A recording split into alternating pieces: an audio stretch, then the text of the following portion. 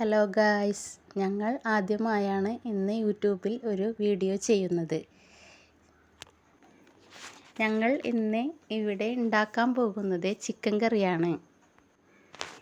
അതിനായി നമ്മൾ പാൻ അടുപ്പത്ത് വെച്ചിട്ടുണ്ട്. ചൂടായി വന്നപ്പോൾ വെളിച്ചെണ്ണ ഒഴിച്ചു.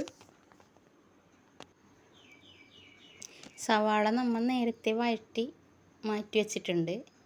പിന്നെ ചിക്കൻ വറുത്ത് കോരിയതാണിത്. ഇതിലേക്ക് ആവശ്യമായ സാധനങ്ങൾ: ഒരു മുട്ട, കാശ്മീർ മുളക് പൊടി, മഞ്ഞൾപ്പൊടി, ചെറുനാരങ്ങ നീര്, സാദാ കുറച്ച് മുളക് പൊടി, കുരുമുളക് പൊടി.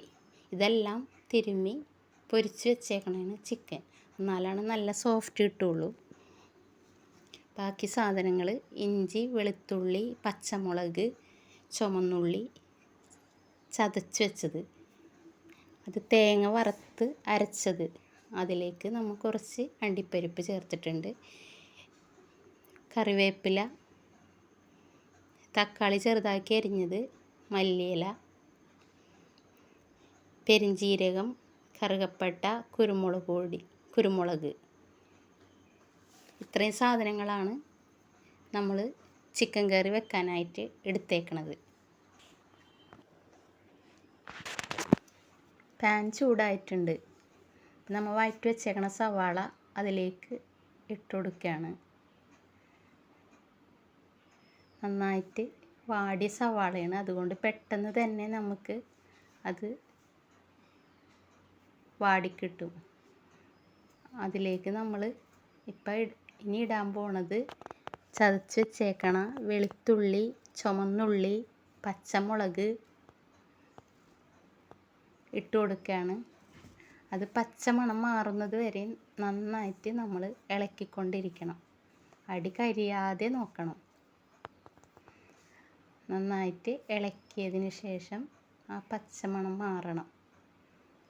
ആ നമ്മൾ വാട്ടി വെച്ചേക്കണ സവാളയിൽ നന്നായിട്ട് അത് ഒന്ന് ഉടയണം. അതിന് ശേഷം നമ്മൾ കുറച്ച് കറിവേപ്പില ഇട്ട് കൊടുക്കുകയാണ്. അത് നന്നായിട്ട് ഇളക്കി യോജിപ്പിക്കണം. അതിനുശേഷം നമ്മൾ അതിലേക്ക് ഇടാൻ പോകുന്നത് ലേശം ഉപ്പാണ്.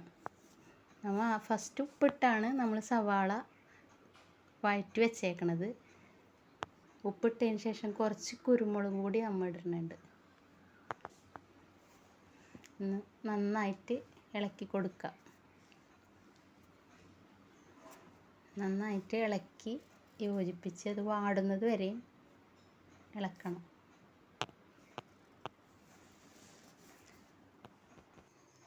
ഇതെല്ലാം നമ്മളിട്ട് യോജിപ്പിച്ചിട്ടുണ്ട്. അടുത്തതായി നമ്മൾ ഇടാൻ പോകുന്നത് തക്കാളിയാണ്. തക്കാളി ഇട്ട് നന്നായിട്ട് വഴറ്റണം. വാടുന്നത് വരെ നന്നായിട്ട് ഇളക്കി യോജിപ്പിക്കുക. ഇനി നമുക്ക് കുറച്ച് നേരം മൂടി വെക്കാം. ഇപ്പം നമ്മൾ തുറക്കാൻ പോവാണ്. ഇപ്പം തക്കാളിയൊക്കെ നല്ലോണം വാടി വന്നിട്ടുണ്ട്. നന്നായിട്ട് നമ്മൾ ഇളക്കി യോജിപ്പിക്കുകയാണ് തക്കാളി. അതിലേക്ക് നമ്മൾ അരച്ച് വെച്ചേക്കണ തേങ്ങ, മല്ലിപ്പൊടി, മഞ്ഞൾപ്പൊടി, മുളക് പൊടി, അണ്ടിപ്പരിപ്പും കൂടി അരച്ച് വെച്ചേക്കണതാണ്. പേസ്റ്റാക്കി വെച്ചിട്ടുണ്ട്. അത് നമ്മൾ ഈ തക്കാളി വാടി വന്നതിലേക്ക് നമ്മളത് ചേർക്കാൻ പോവാണ്. ഇപ്പം നമ്മൾ വറുത്ത് വെച്ചേക്കണ തേങ്ങ എല്ലാം അതിലേക്ക് ചേർത്ത് നന്നായിട്ട് ഇളക്കി കൊടുക്കുകയാണ്. നന്നായിട്ട് യോജിപ്പിച്ചതിന് ശേഷം നമ്മൾ കുറച്ച് കുരുമുളക് പൊടി ചേർത്ത് കൊടുക്കുന്നുണ്ട്.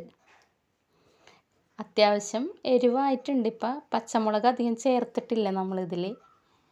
അതുകൊണ്ടാണ് നമുക്ക് കുരുമുളക് പൊടി ചേർത്ത് കൊടുക്കുന്നത്. അത് നന്നായിട്ട് ഇളക്കിയതിന് ശേഷം ഇപ്പം നമുക്കൊന്ന് മൂടി വെക്കാം. മൂടി വെച്ച് അതിന് ശേഷം ഇപ്പം ഗ്രേവിയൊക്കെ നന്നായിട്ട് സെറ്റായിട്ടുണ്ട്. അപ്പോഴേ നമ്മൾ കുറച്ച് മസാലപ്പൊടി, ചിക്കൻ മസാലപ്പൊടി ചേർത്തിട്ടില്ല. ചിക്കൻ മസാലപ്പൊടിയാണ് ഇപ്പം ചേർത്ത് കൊടുക്കുന്നത്. ഇളക്കി നന്നായിട്ട് യോജിപ്പിക്കണം. അതിന് ശേഷം നമ്മൾ ചിക്കൻ വേവിച്ച് വെച്ച വെള്ളം അതിലേക്ക് ഒഴിച്ചു കൊടുക്കുകയാണ്. വേറെ വെള്ളമൊന്നും നമ്മളതിൽ ചേർക്കണില്ല. നമ്മൾ വെള്ളം അതിലേക്ക് ചേർത്ത് മൂടി വെക്കുകയാണ്.